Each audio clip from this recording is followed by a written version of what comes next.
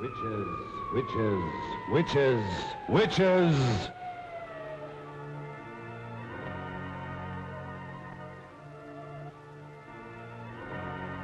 From just beyond the edge of light, from the deeper darkness where no living being has ever walked, comes the terror of those who have given their souls to the devil.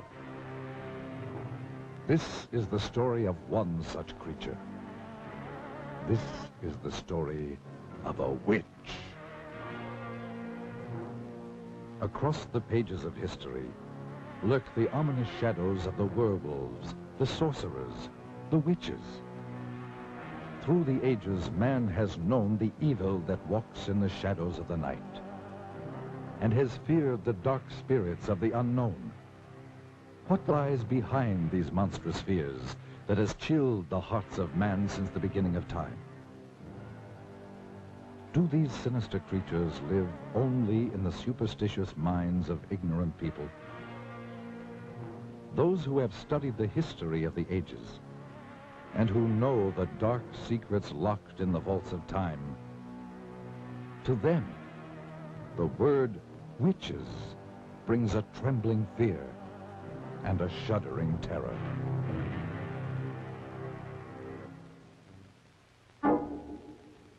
Great minds have sought to explain these things, and in the great museums of the world hang the work of the master artists of another age, giving mute testimony to the horrors of sorcery and witchcraft as they saw it in their day.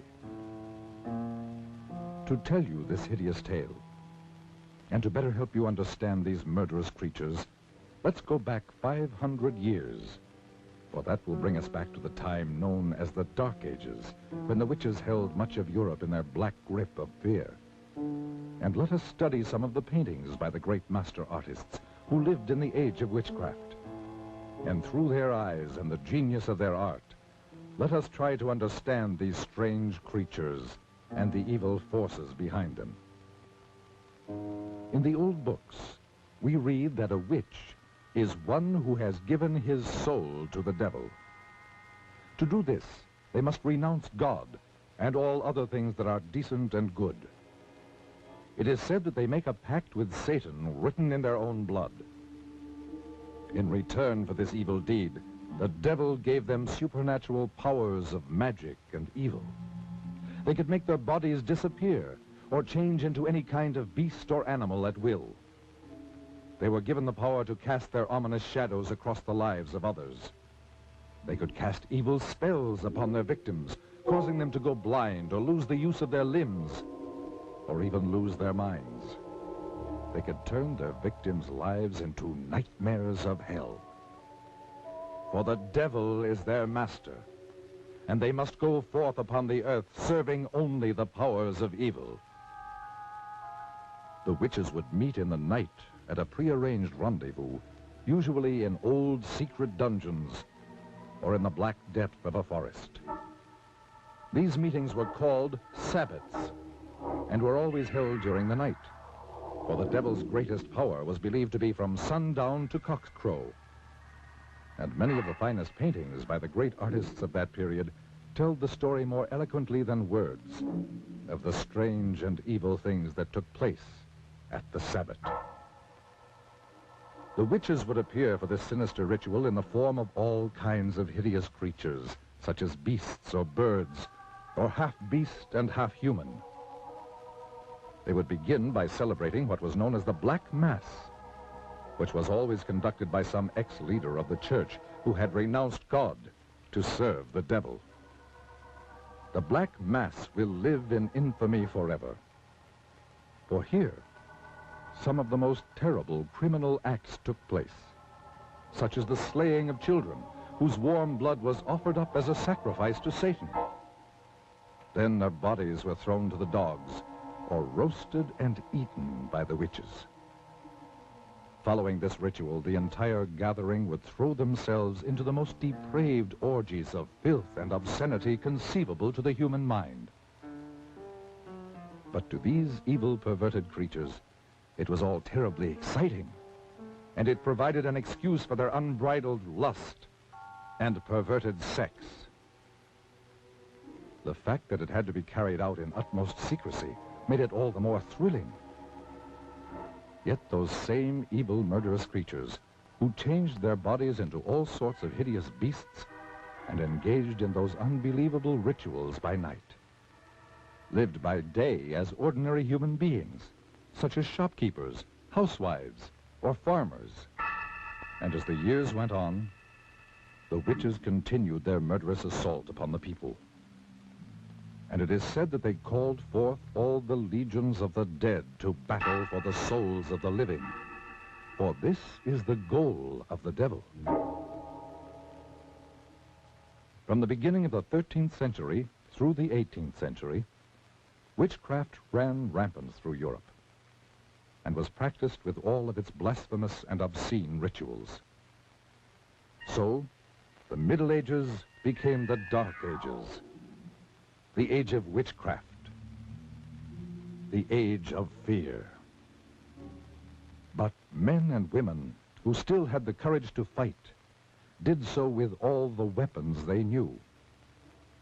And after 5 centuries, the tide of battle turned. In many European countries, the practice of witchcraft was made a capital offense. Rulers decreed that their countries must be freed of this terrible scourge, and that all convicted of practicing witchcraft must die. Armies were called out to hunt down the witches.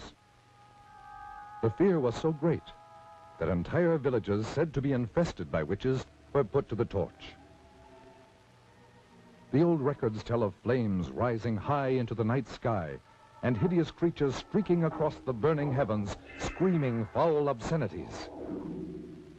When confronted with death, many of the treacherous witches confessed to the most hideous crimes. Even the hardened soldiers who were trained to kill turned away sickened by some of their terrifying confessions. One group of witches alone confessed to the murdering of over 2,000 babies and small children, bought from the brothels and slums of the big cities. At last, the witches were no more. Old superstitions and taboos had yielded to the powers of light and knowledge. We, who live in the light of the 20th century, see the witch only in fantasy, as a hideous old woman sailing through the night sky on her broomstick. We are certain that these murderous creatures who walked the world in the Dark Ages, committing their atrocious crimes and casting their evil spells, never really existed, except in the twilight zone of the mind. But are we mistaken? From deep beyond the edge of light, from somewhere out there beyond the grave, beyond the dimensions of life, do these ominous creatures still exist? Let us see.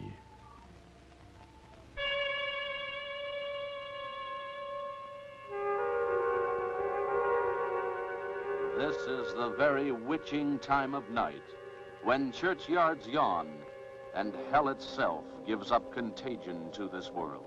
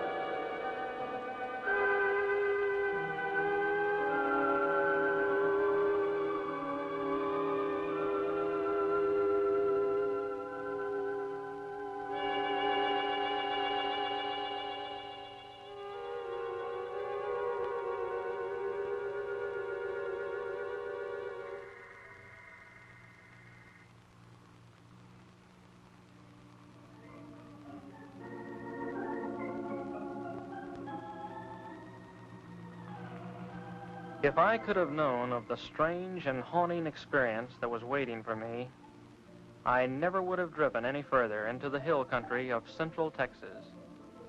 There are those who say that it was all a dream and that it didn't happen at all, nor could it happen in the 20th century. But I tell you, it happened.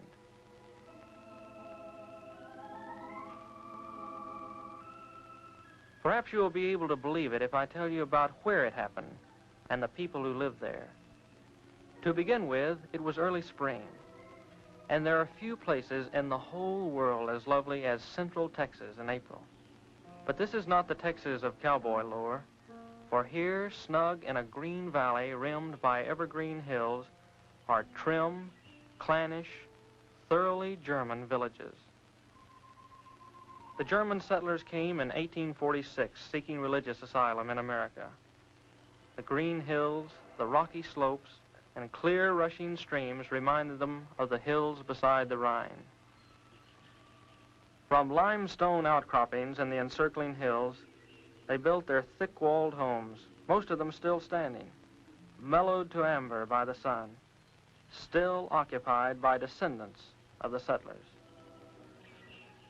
And they have kept the faith that made their grandfathers brave sickness, isolation, and Indian raids, so that it be kept alive. A characteristic of the valley is the great number of bells, church bells, the Abendglocken with evening bells.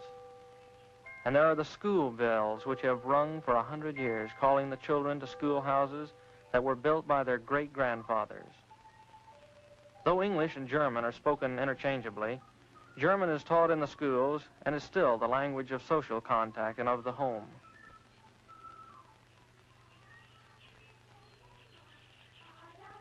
And they sing in German.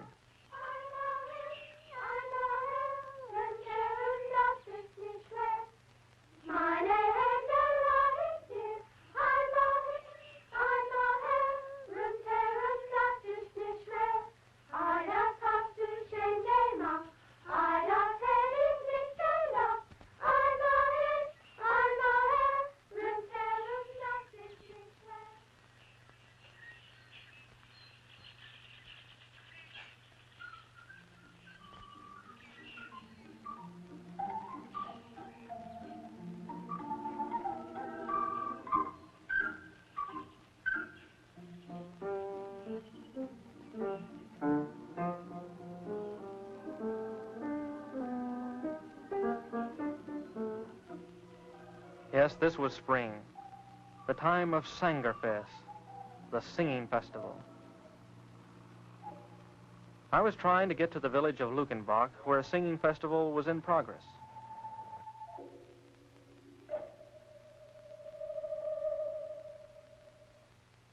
You can joke all you want to about how far a sports car can go on a gallon of gas, but when they're out, they'll sit there like any other car.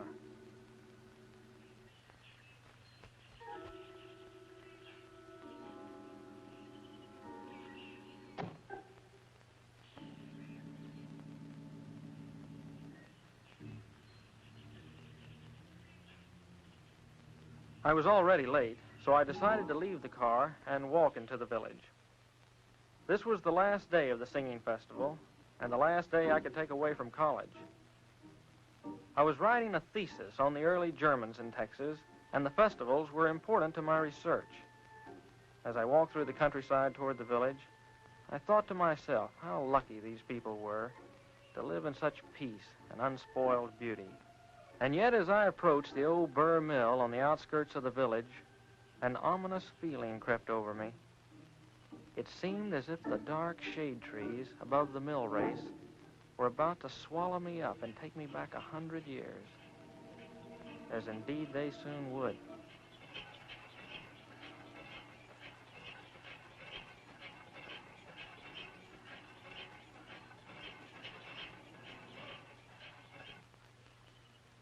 Hello there. The Yates.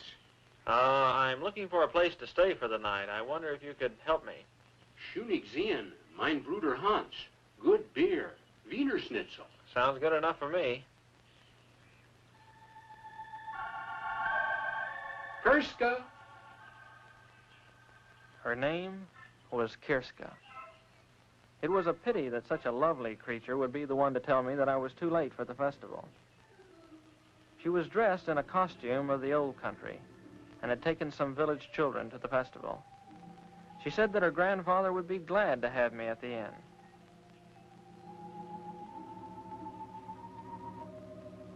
As we turned to go, I couldn't help thinking that the old miller could help me in my search, so I turned to him. He seemed pleasant enough as I asked him if he could help me.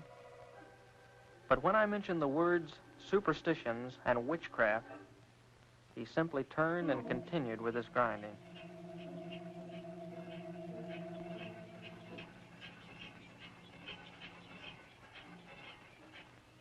I dismissed the old miller from my mind as overly sensitive, and we started walking through the village toward the inn.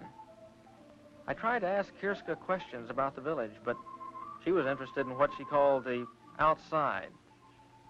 What it was like at college. What kind of clothes were being worn by girls her age. Suddenly I realized that I was out of place in this village, with its century-old homes and clean-swept walks.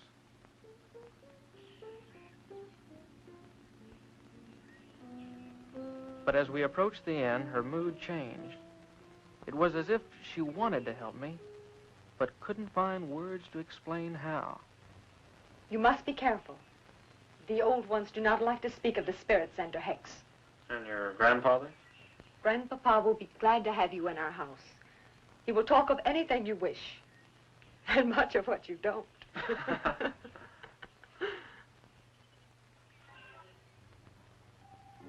That evening, after a good German dinner by the fire, Hans Schunig, the innkeeper, puffed on his pipe and tried to find words to answer my questions. Ja, mein Bruder, the Miller. The villagers, they are afraid to talk of those days when the spirits were about our belly, especially the Lukenbach witch. The Lukenbach witch? I think I talk too much. Surely after all these years it would be nothing if you told me. I will help you when I can, but we must not talk of the witch. But I promise you, I'm not going to say anything to anyone. I'm just interested Good in not. I had just about given up hope of any help from anybody. Come in.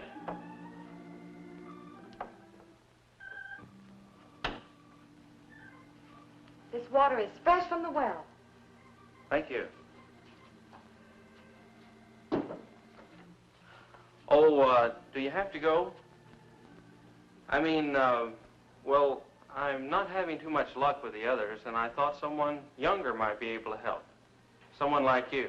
More help? With my thesis. I'm doing research for a thesis. They want to help you. If they could be sure it was the German immigration you were writing about. But, okay, so it's not just about the immigration story. So it's also about customs and legends and strange oddities that we're hereabouts. And witchcraft? Listen, I didn't say anything about You can be honest with me. All right, so I'm interested in witchcraft and sorcery in the old colony. What's the harm in that? The old folks do not take these things lightly. I didn't mean to upset your folks the way I did. But what can be the harm in a guy researching something that happened over 100 years ago? You would have to live here to know us, to understand these things. You're what we call friender. You're from the outside. They don't trust you. Are they trying to hide something? Don't you? Why are you so interested? It's just an academic hobby with me. I know there's a lot of talk about witches and warlocks and stuff like that, and a lot of people actually believe it.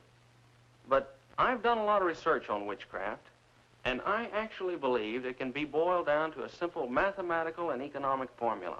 How do you mean?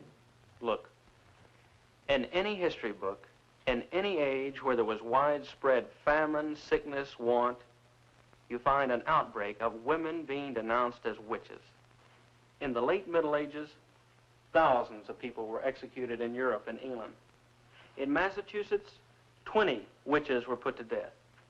All of these were times of widespread disease and hunger. But when your people first settled in this country, they had not only disease and hunger to contend with, they had the Comanche Indian raids as well. Little wonder, then, that the ugly word witchcraft was heard in the new colony. But what pleasure can you get from studying about all this? To better understand the witch hunts we have today. Witch hunts? You would think that after the delusions of New England and early Texas, the urge to hunt witches would have disappeared from the Western world, but nothing of the kind. The medieval idea of witchcraft was replaced with things like race and nationality. What can I do to help? Your grandfather mentioned the Lukenbach witch, but caught himself when I tried to find out more about her. Now, I've heard of this case before. Can you tell me something about her? There was a woman called the Lukenbach witch. My grandfather and granduncle will not talk of it because it was their grandfather, Schoenig, who denounced her. The settler that built this inn? Yes. In this very room. In that very bed. Don't leave now. I have an old book, very old, which will tell you all about it. But you must not tell the others about the book. You have my word. I'll just be a minute. Kirska. Yes. You have the sweetest smile. Is that what the college boys are telling all the country girls this year? No, I really mean it. I believe you. It's just that I don't ever really notice anyone until they get a little bothered and light up like a candle. You know, with your German good looks set off with something simple and black, you'd look like a little cameo. I better hurry.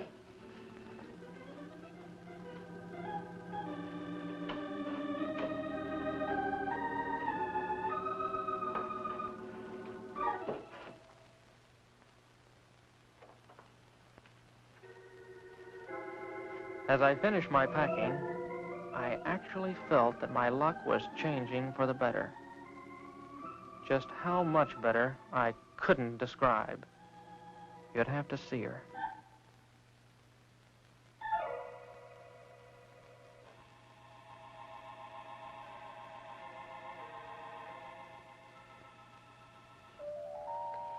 You said something simple and black.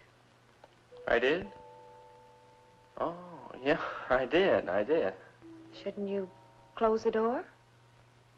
Yes. Yes, of course.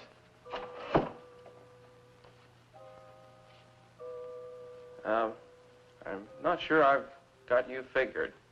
Because I asked you to close the door? Well, yeah, that and And you wouldn't want Grandfather to know we were alone? No, I wouldn't. Oh, you didn't think I wanted to be alone with you? No. Well, to tell the truth, I'm not sure what I thought at the moment.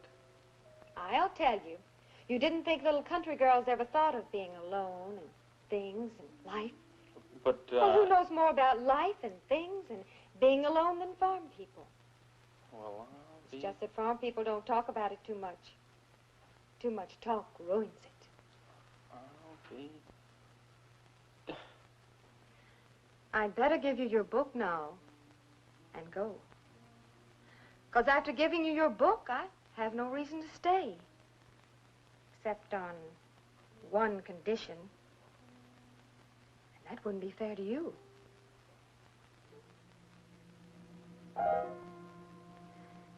Good night, Friender.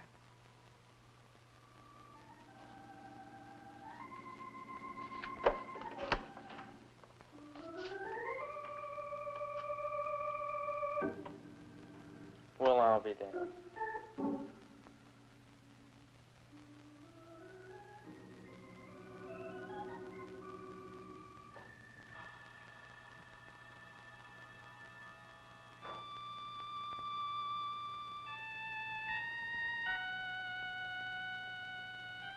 The early Germans in Texas.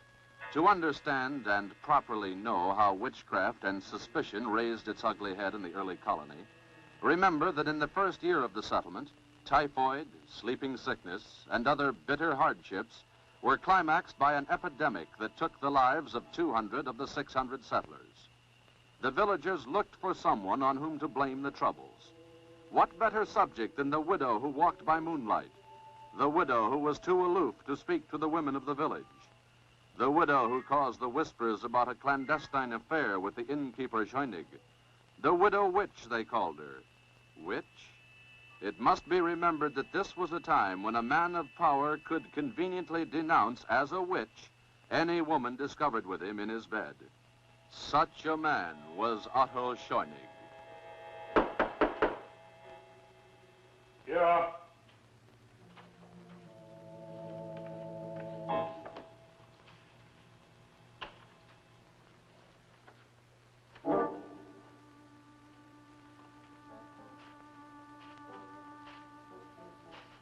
Well, Otto? Well, widow? What excuse is it this time, Otto? What excuse? I have asked you to give me more time, woman. I have given you time enough. You must decide between us.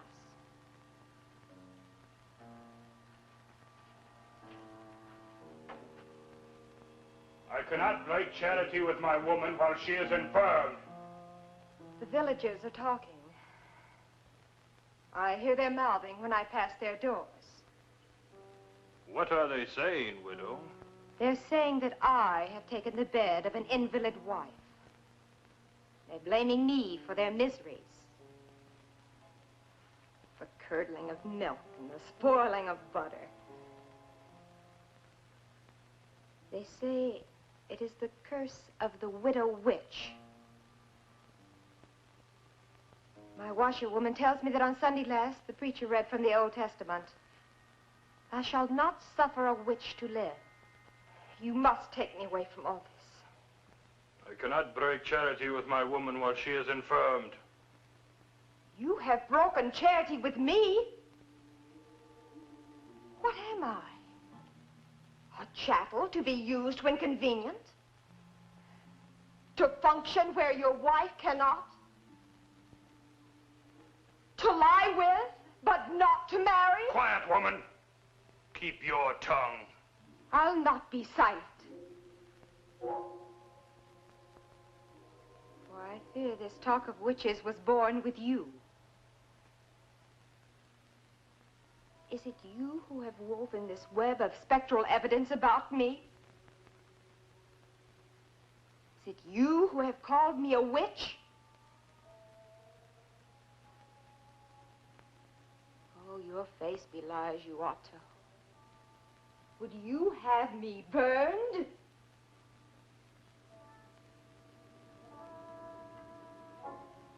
Yes. Yes. Witches are for burning. No! No! Stop your shouting, woman. Let her hear me.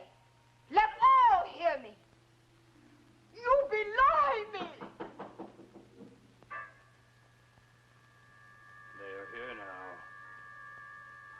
The elders are here to learn how you cast your demoniac spell over this house. No! No, you lie!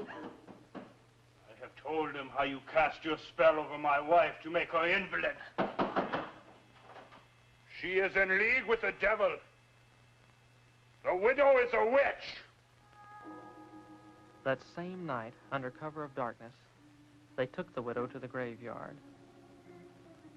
There are those who said that she waited proudly without fear, and that she whispered over and over, Tot au alle Schönigs, death to all Schönigs. I will return.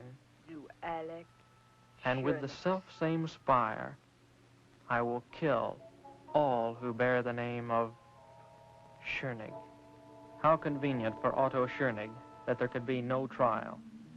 Death would be by post oak spire. They buried her not 100 yards from where she had lain with the cruel and deceptive Otto Schönig.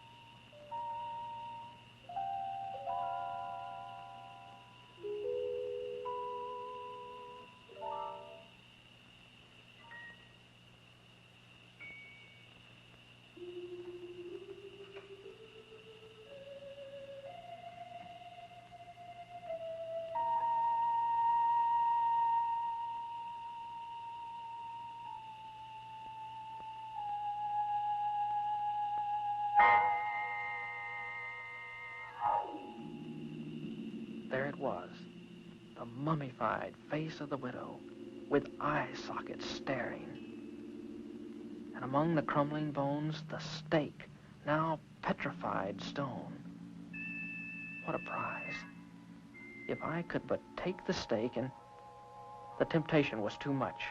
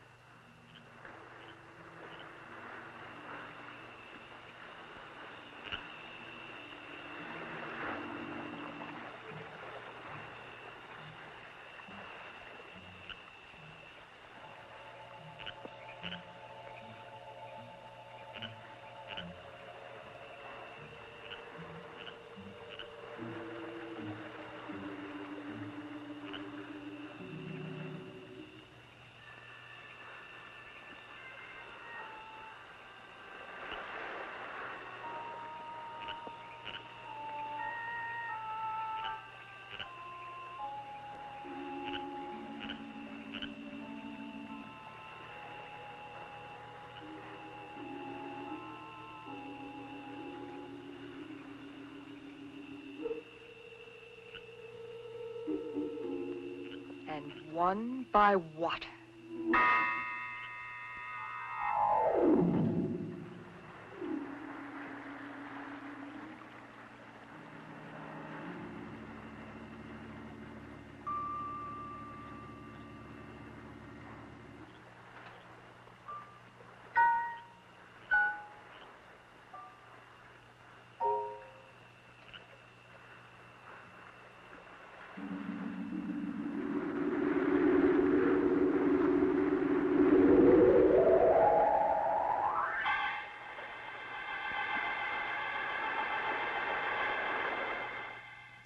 The next morning, the elders came to the inn. They had fished the body of the miller out of the blood-soaked mill pond. There was no question of what had happened, for they had also discovered the empty grave of the witch. I tried to speak up, but words wouldn't form in my mouth. This was all a dream, I wanted to tell them. This thing didn't happen. But as the elder continued to talk, the sudden realization came to me that it was true. I had uncovered a grave of a witch, and now, after 100 years, she had returned to avenge herself.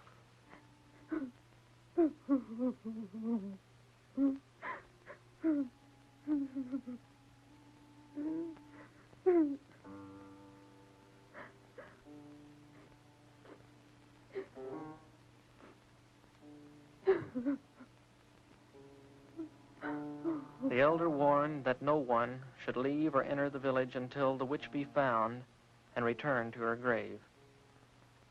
Surely the witch would not stop at one death. Where would she strike next? The only two villagers with the name of Schoenig were the innkeeper Hans and Kirska. As the moon rose, we did all we could do, bolt the shutters and wait.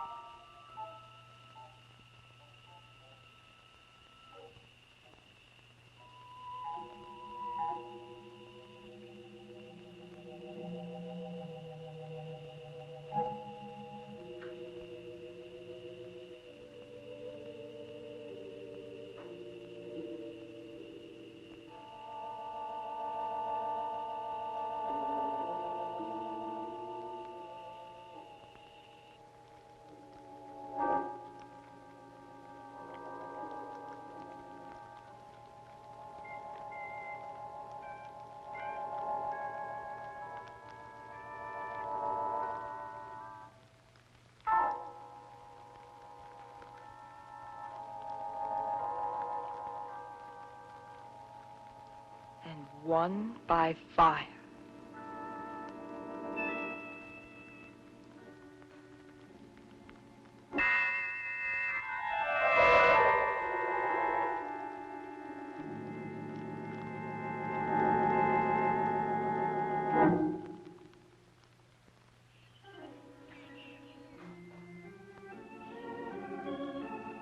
I was the guilty party.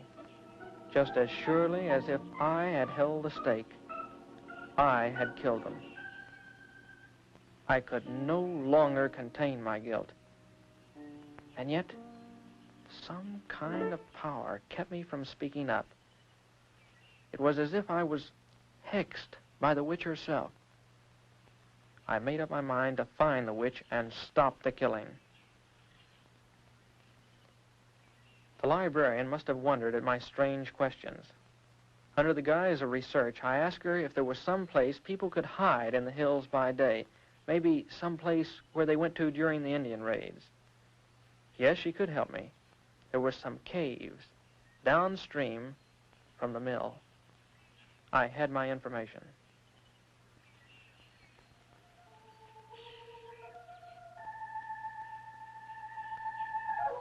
And so that night, as the moon bathed the hills with light, I crossed the mill race and headed toward the caves downstream.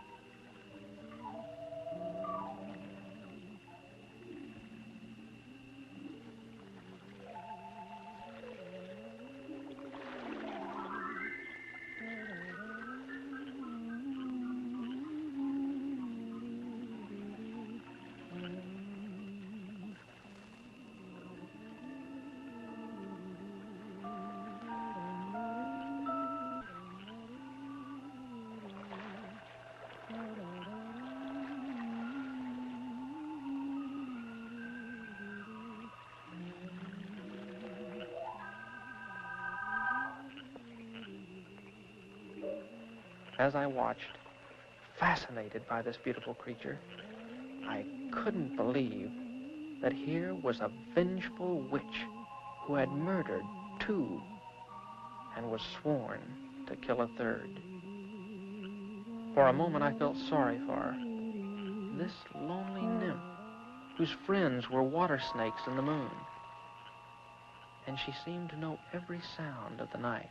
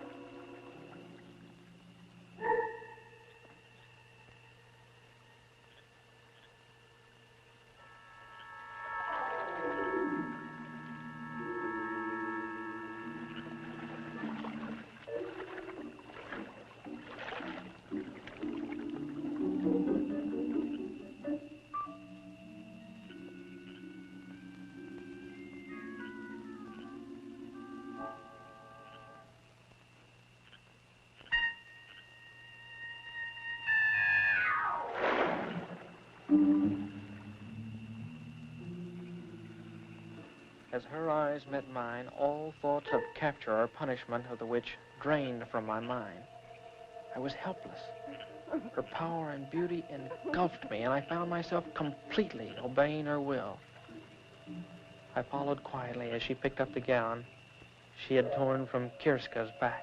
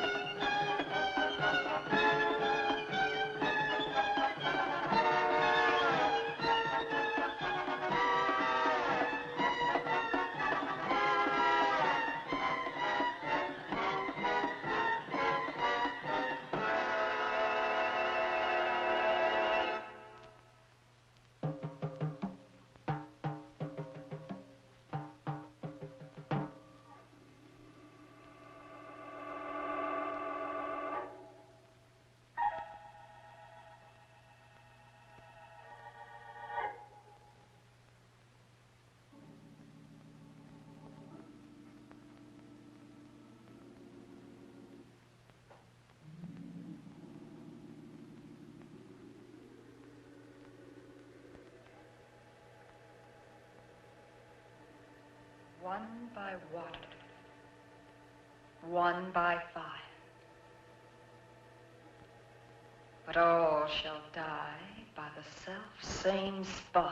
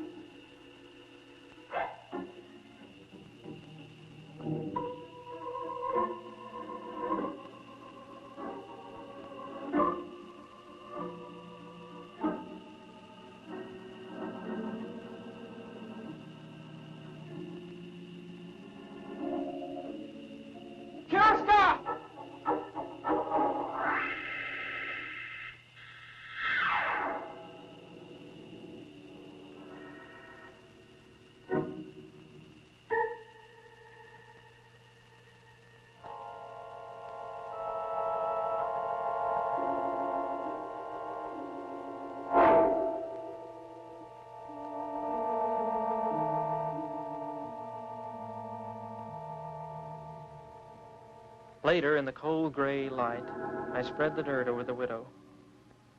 My feelings were mixed. Here was a woman who had taken 2 lives. Yet she had been denounced maliciously and killed by the same stake. Was she witch or wronged widow? It is not for me to say. I am only glad that her tempest is over and she has returned to her 100-year sleep.